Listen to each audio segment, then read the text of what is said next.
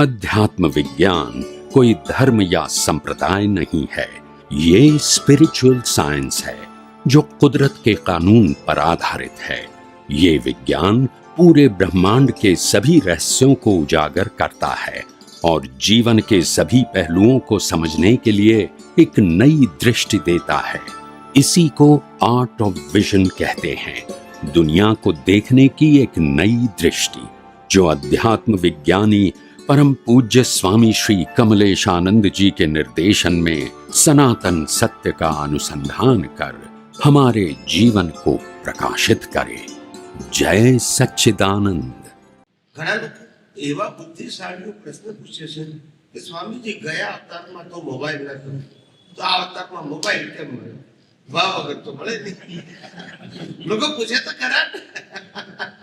લોકો વિજ્ઞાનમાં બધાના જવાબ છે. વિજ્ઞાન સાયન્સ છે. તો મેં કીધું કે આપણે બધા એવા ભાવ કર્યા હતા કે ઘેર બેઠા બેઠા કોમ્યુનિકેશન થાય, ઓછા ખર્ચે થાય, દેશમાં અને વિદેશમાં ત્યાં ટેકનોલોજી ડેવલપ થઈ, અમને બધું સરળતાથી મળો. તો બેન્કિંગ સિસ્ટમ મેસેજ આવી ગયો, લેટર એ મોકલાય, વસ્તુ એ મોકલાય, વાતચીત બી કરાય, ફોટાઓ એ મોકલાય, વ્યક્તિને લાઈવ જોવાય આખા વર્લ્ડમાં.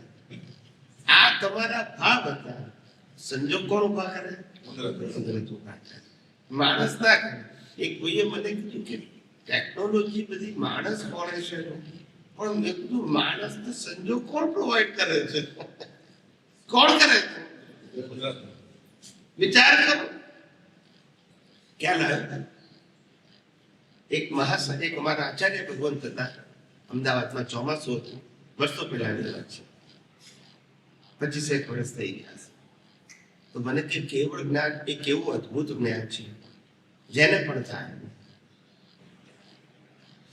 મેં કીધું જુઓ સાહેબ, કેવળ જ્ઞાન એટલે આ દુનિયા જેમ છે તેમ જોવાની દ્રષ્ટિ, બનાવવાની નહીં. બોલતા નથી. દેવલોક દેખાય, બનાવવાનો નહીં. મનુષ્ય લોક દેખાય, બનાવવાનો નહીં. નરક લોક દેખાય, બનાવવાનું નહીં. બ્રહ્માંડના બધા રહસ્યો, સિદ્ધિઓ, શક્તિઓ દેખાય, તમારે નહીં બનાવવાનું છે. એને તમે શું કરી શકો છો? એક વસ્તુ બનાવી ના શકે. કુદરત સંજોગ ના આપે તો મનુષ્ય કશું કરી શકે નહીં. એટલે તમારા ભાવ એનું આ શું છે? સમજાય છે? હર વખતે આપણે ફક્ત મેં કર્યું, બસ એ લાગે છે. તારો ભાવ હતો, સંજોગ કુદરતે આપે. હવે જુઓ આપણી નબળાઈ ક્યાં છે.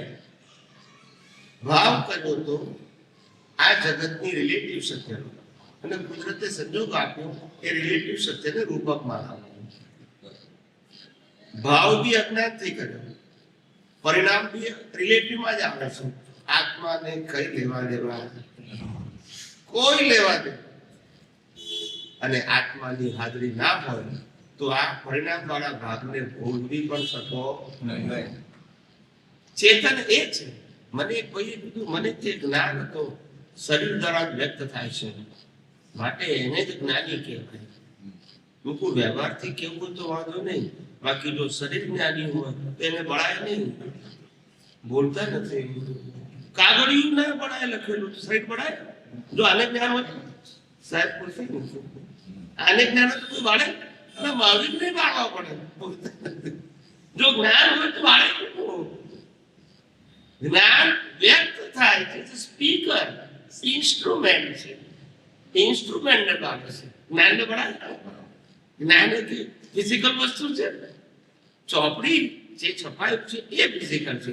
મૂળ જ્ઞાન એ વિઝન છે, અનુભૂતિ છે. શબ્દ જ્ઞાન નથી. શબ્દ જ્ઞાન લોકોને એકબીજાને પોતાનો અનુભવ શેર કરવાનું, વાણી દ્વારા અથવા પુસ્તક જાણવાનું ખાલી માધ્યમ છે. શબ્દ જ્ઞાન એ મૂળ જ્ઞાન નથી. તમને દિશા આપે, તમને ઇન્ફોર્મેશન આપે, તમને નોલેજ આપે, તમને ગાઈડ કરે. એ જ્ઞાન નથી. જ્ઞાન હંમેશા જીવતું હોય. શું હોય? જ્ઞાન શબ્દ નથી, જ્ઞાન ક્રિયા નથી. જ્ઞાન દ્રષ્ટિ છે, વિઝન. અને ક્રિયા અને શબ્દ એ બંને મિકેનિકલ છે. શું છે? મિકેનિકલ. કોઈની પાસે સ્વતંત્રતા નહીં. સંજોગ આદિ મહાવીર પણ પોતાની મરજીથી દેશના ના આપી શકે. યસ કે નો? અને કૃષ્ણ ભગવાનની ગીતા મહાભારતમાં નીકળે, મંદિરમાં ના નીકળે. બોલતા નથી. કર્મ સત્તા, nature will provide the circumstances.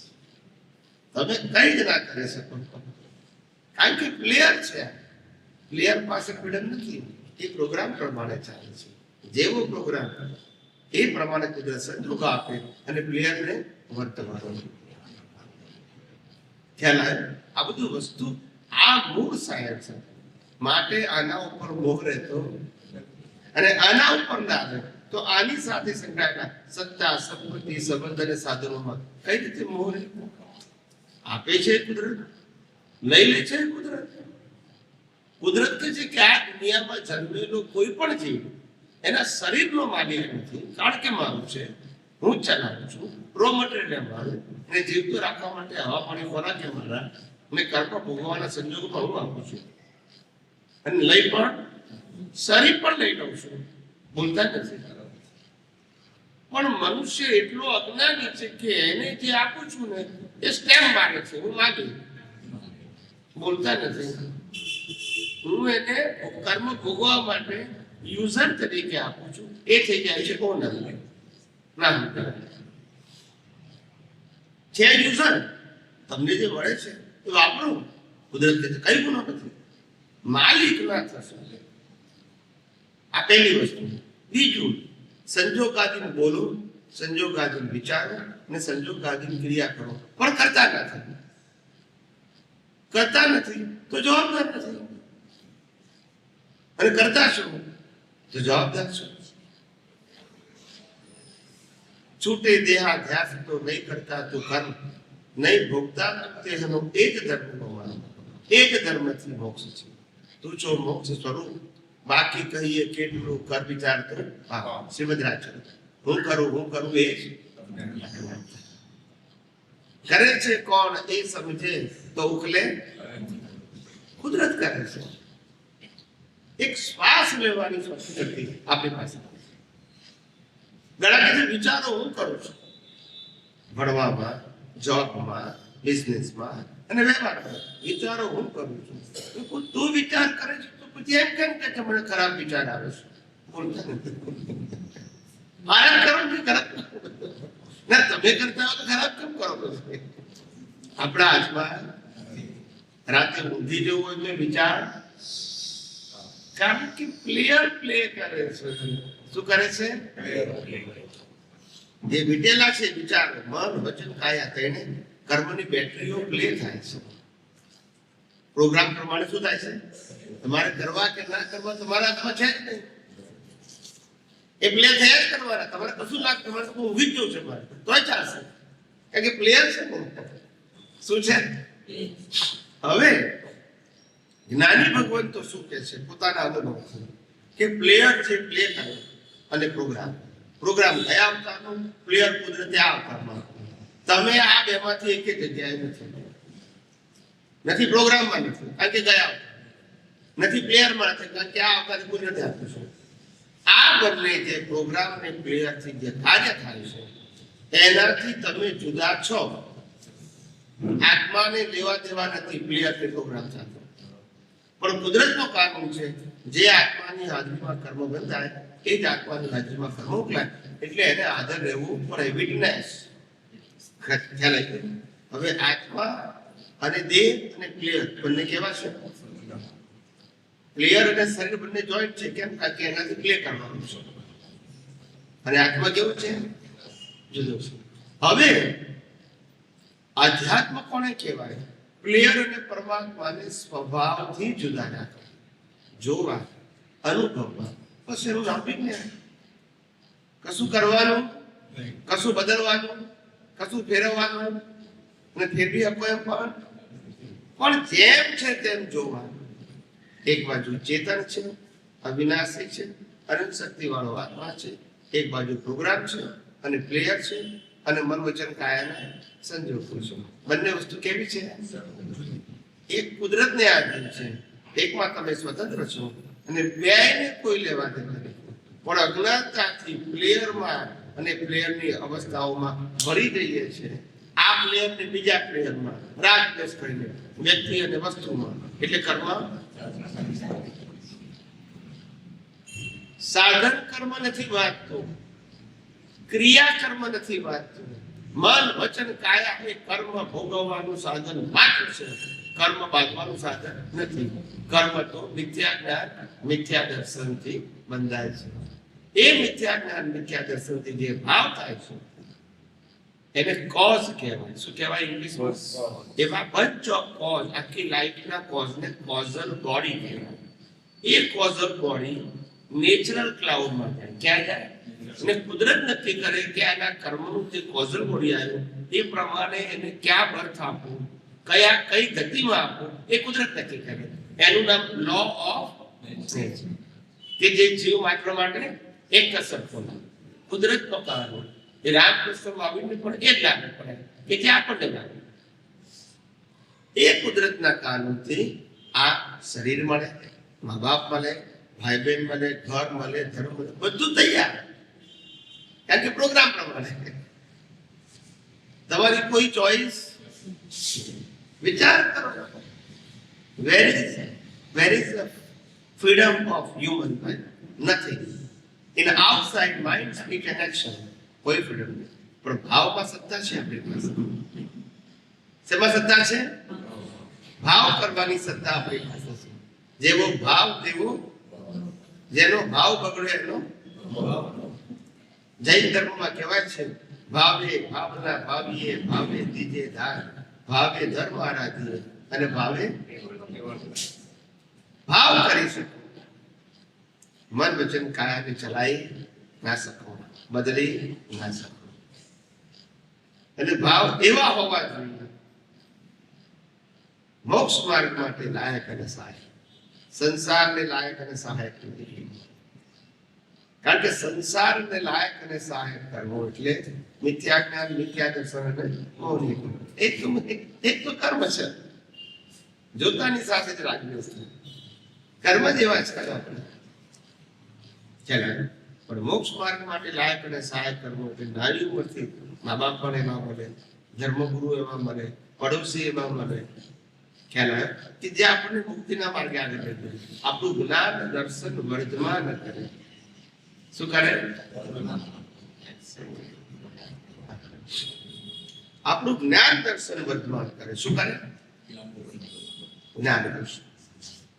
આ બે વસ્તુની અંદર હંમેશા દર્શન જ વર્ધમાન થાય, જ્ઞાન ના થાય. અત્યારે જે જ્ઞાન દર્શન બોલીએ છીએ એ પુરુષાર્થ, સ્વાભાવિક જ્ઞાન વધે નહીં અને આત્મા કેવળ જ્ઞાન સ્વરૂપ છે, એમાં પ્લસ માઇનસ થતું નથી. પણ અત્યારે જે જ્ઞાન દર્શન છે એની અંદર હું આત્મા છું એની જાગૃતિ રહે કે ના રહે, એ જ્ઞાન કહેવાય જાગૃતિ. અને આ મન વચન કાયા અને પાંચ ઇન્દ્રિયોથી દેખાતી આ દુનિયા, કુદરતી રચના દેખાય છે કે નથી દેખાતી, એ દર્શન કહેવાય. દર્શન એટલે આત્મા સિવાયનું બ્રહ્માંડનું રહસ્ય જાણવું, એનું નામ દર્શન. એ દર્શન બે પ્રકારના, મિથ્યા અને સમ્યક. મિથ્યા એટલે વ્યૂ પોઈન્ટ. આમાં સુખ છે ને આમાં સુખ દુઃખ છે, આ ગમતું છે ને આ મારું છે ને આ તો મિથ્યા દર્શન. ને સમ્યક દર્શન શું? આત્મા સિવાય બધું જ કુદરતી રચના, મારું છે જ નહીં. કુદરતનું હતું, કુદરતનું છે ને કુદરત લઈ લેશે. હું તો ખાલી ભોગવટા રૂપે યુઝર છું. Really speaking I am a pure soul. પણ કુદરતે કેમ આપ્યું? તો કે અજ્ઞાનતાથી કર્મ બંધાયા હતા. એ કર્મના પ્રોગ્રામ પ્રમાણે કુદરત શરીર પણ આપે છે અને સંજોગો પણ. અને જેવો પ્રોગ્રામ પતી જાય એટલે શ્વાસ બંધ કરી નાખીએ આ શરીરનું, અને શરીર બાળી નાખવું પંચ મહાભૂતોમાં, અને બાકી બધું તો અહીંયા જ છે. સત્તા સંપત્તિ સબંધ સાધન મૂકવાનું નથી, લઈ જવાનું નથી, એટલે મૂક્યા બરાબર છે. આપણે મૂકી દેવાનું નથી, ઇટ્સ કમ્પલસરી. દાદા ભગવાન એવું કહેતા હતા, કુદરતની જપ્તીમાં જાય. શું કહેતા હતા? કુદરતની જપ્તી. કોની જપ્તી? હા, એક ભાઈ હતા માસે મુંબઈમાં અબજોપતિ હતા. તે મને કે સ્વામીજી હું તો મારા પરિવારમાં એને 5 કે 6 છોકરા છોકરીઓ હતા ટોટલ. તો મને કે હું મારા પરિવાર માટે મહેનત કરું છું. ખ્યાલ મેં કીધું તમે પરિવાર માટે મહેનત કરો છો એની સાથે વાંધો નથી, એ તમારી ફરજ છે. શું કીધું? પણ તમે એવું માનો છો ખરા કે આ પરિવાર નેક્સ્ટ બર્થમાં સાથે આવવાનો છે? તો કે નેક્સ્ટ બર્થમાં તો ના આવે, પણ તમે મૂકી ગયેલી સંપત્તિ તો વાપરશે ને.